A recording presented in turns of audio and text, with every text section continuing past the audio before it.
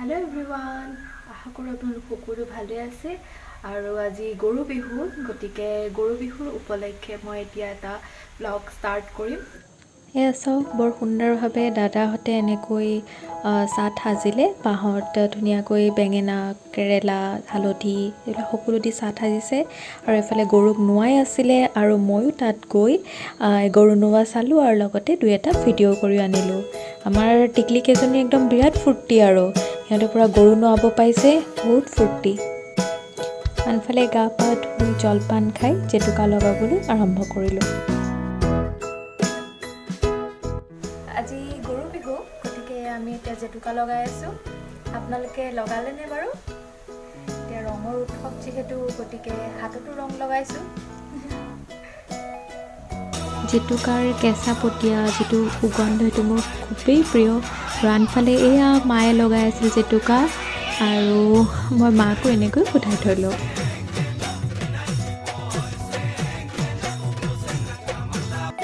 আৰু এয়া চাওক শুকোৱাৰ পিছত মোৰ হাতত জেতুকাৰ ৰং।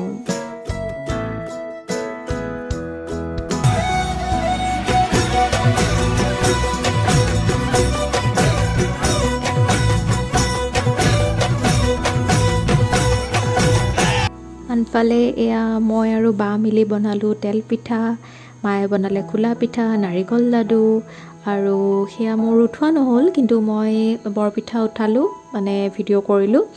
আৰু আনফালে এয়া চুজি লাডু আৰু এটা বনাইছিলোঁ ময়দাৰ এনেকৈ বৰফি আৰু এয়া উঠাই থলোঁ। আৰু এতিয়া আজি ভ্লগটো ইয়াতে সামৰিম। হেল্ল' এভৰিৱান, নমস্কাৰ। আপোনালোক সকলোকে মোৰ চেনেললৈ মই অৰুণিমাই স্বাগতম জনালোঁ আৰু আপোনালোক সকলোকে ৰঙালী বিহুৰ বহুতো শুভেচ্ছা যাচিলোঁ। আজি মানুহৰ বিহু আৰু গতিকে আমাৰ ঘৰত আজি আলহীও আহিব, মই সেয়াও দেখুৱাম আৰু আমি কি পিঠা পনা বনালোঁ সেয়াও মই আপোনালোকক দেখুৱাম। ভ্লগটো শেষলৈকে চাব বুলি আশা কৰিলোঁ। এয়া ৰাতিপুৱাই মাহ হালধি খুন্দি ল'লোঁ আৰু আপোনালোকে সকলোৱে চাগে মানুহৰ বিহুৰ দিনাখন এনেকৈ মাহ হালধি সানে আৰু আমাৰ ইয়াতো সেয়াই পৰম্পৰা। আৰু মই এনেকৈ মাহ হালধি সানি ল'লোঁ আৰু কিছু সময় এনেকৈ গাতে মাহ হালধিবোৰ অলপ সময়ৰ কাৰণে শুকাব দিলোঁ।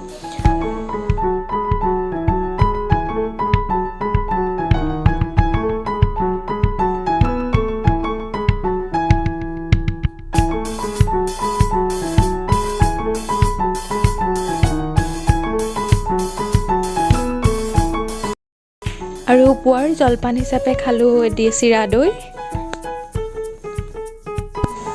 নমস্কাৰ, আমি বনাইছোঁ এয়া চাওক, এয়া আপোনাৰ চুজি লাডু আৰু ঘিলা পিঠা, এইফালে বৰপিঠা, এয়া তিলপিঠা, এয়া পকা মিঠৈ, এয়া বনাইছিলোঁ ময়দাৰে পেৰা, তাৰপিছত এয়া ঘিলা পিঠা, তাৰপিছত চুজি নাৰিকলৰ লাডু আৰু বৰপিঠা। এয়াই হ'ল আমাৰ বিহুৰ পিঠা পনাবোৰ। এতিয়া ঘৰলৈ আহিছে আলহী, আপোনালোক আলহীখিনিক লগত পৰিচয় কৰি দিম।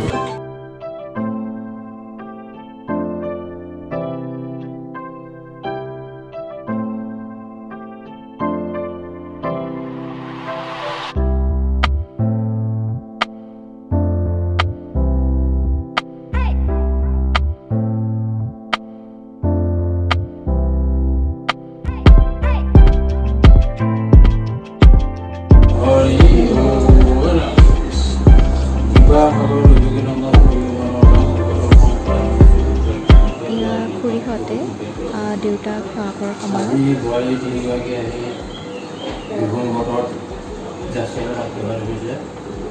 গতিকে তেওঁলোকৰ যি মনোবাঞ্ছা সেই মনোবাঞ্ছা পূৰণ কৰিব লাগে আৰু অহা দিনবিলাক যাতে সুখময় আনন্দময় সময় হয়, উজ্জ্বল হয়, তাৰ বাবে ভগৱানৰ ওচৰত প্ৰাৰ্থনা কৰোঁ।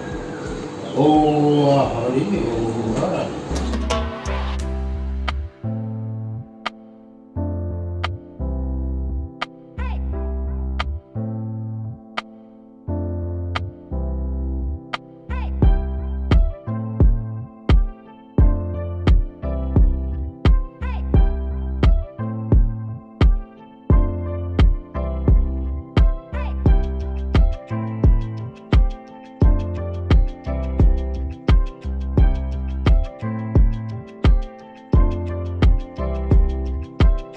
আমাৰ ঘৰত চলি আছে বিহু আৰু মই আপোনালোকক অলপ দেখুৱাম ব'লক।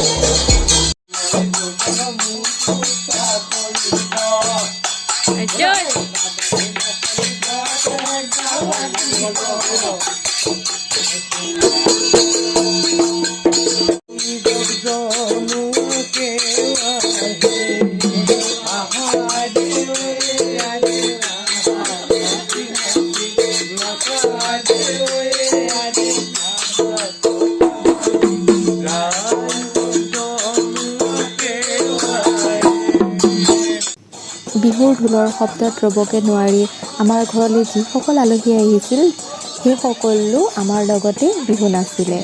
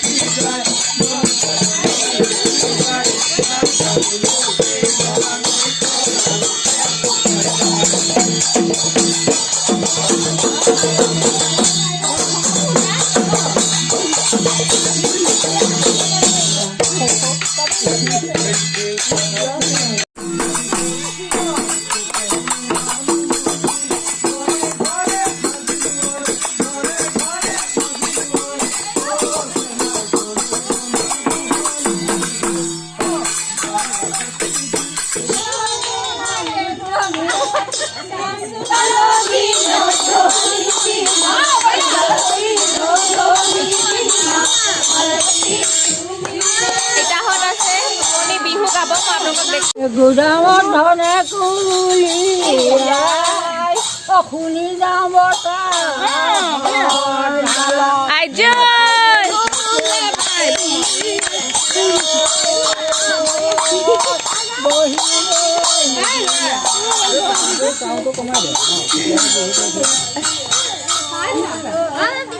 কেনেকুৱা লাগিলে বিহু চাই? কেনেকুৱা লাগিলে? ভাল লাগিলে। এইবাৰ আকৌ হেৰিলে নামঘৰলে নগ'ল নহয়, গৈছিলে নাই নামঘৰলে? আচ্ছা ঠিকে আছে। বিহু চাই ভাল লাগিলে তাৰমানে। বাবাই কিবা ক'ব নেকি বিহুৰ বিষয়ে? বিহু আগৰ বছৰবিলাকত যেনেদৰে উদযাপিত হৈ আহিছিল এই বছৰ তেনেধৰণে উদযাপিত হোৱা পৰিলক্ষিত নহ'ল। এতিয়া আপোনাৰ ঘৰৰ চোতাল কৰোণাৰ কাৰণেই এবছৰ বিৰতিৰ পিছত এই বছৰ যদিও ৰঙালী বিহু আৰম্ভ হৈছে, আন বছৰবিলাকৰ দৰে উলমাটোত দেখা পোৱা নগ'ল। বিহু আদৰণি অনুষ্ঠান, বিহু পতাকা উত্তোলন অনুষ্ঠান এনেধৰণৰ আমাৰ অঞ্চলটোত উত্তোলন কৰা পৰিলক্ষিত হোৱা নাই। এইটো দুখৰ বিষয়। গতিকে বিহু পৰম্পৰাটো আমি ৰক্ষা কৰিব লাগে। যি হওক, আমি ঘৰুৱাভাৱে আমাৰ গৃহত যি বিহুৰ অনুষ্ঠানটো অনুষ্ঠিত কৰি পতা হ'ল তাৰ বাবে সকলো ধন্যবাদ জনাইছোঁ। মোৰ ভাল লাগিছে, খুব ভাল লাগিছে, মনটো উৎফুল্লিত হৈ পৰিছে। আচ্ছা ঠিক আছে, হ'ব। I am very happy. ঠিক আছে। আজিৰ ব্লগটো মই ইমানতে সামৰিছোঁ আৰু যদিহে ভাল লাগিলে তেন্তে please like, share and comment কৰিব। আজিলৈ আহিছোঁ, ধন্যবাদ।